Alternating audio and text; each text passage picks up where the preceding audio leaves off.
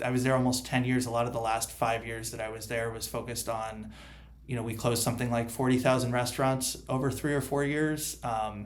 And my job was I ran the strategy team and something we called revenue management, which was like, who gets the money? Should we invest in food service? Should we invest in retail, price or promotion, more sales teams, broker spend, those types of things? And so spent a lot of time approaching food service from the manufacturer perspective and the like kind of investment optimization perspective while at Impossible. And definitely just kind of I've been all in. I left Impossible and was like, what's next? And I can't escape food service. I love that it's, first of all, it's like bigger than people think. Yeah. It's where people try new things. It's bigger than retail from a consumer spend perspective. But it also has this, it's also like for a lot of manufacturers, it's double the margin of the retail channel. Mm-hmm. But it has these challenges around how it's hard to measure investments. There's not a lot of data.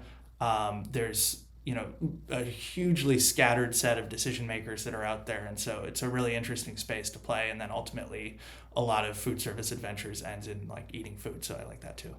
Really good food. Amazing.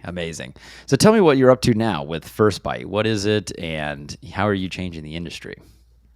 Yeah. So I guess anyone listening to this knows a little bit about food service, but the way we see things are you have manufacturers and they're selling $300 to $400 billion worth of stuff to distributors who then resell that to, let's say there's about 1 million restaurants in the US, another 500,000 non-commercial locations, probably more depending on how you count it. And those distributors share zero data on, who they sell to, what they sell it for, how much they sell. They own their relationships.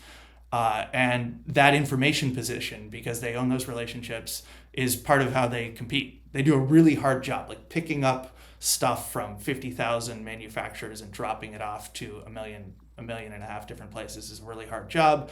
But the impact of them not sort of sharing that data is it allows them to expand their margins.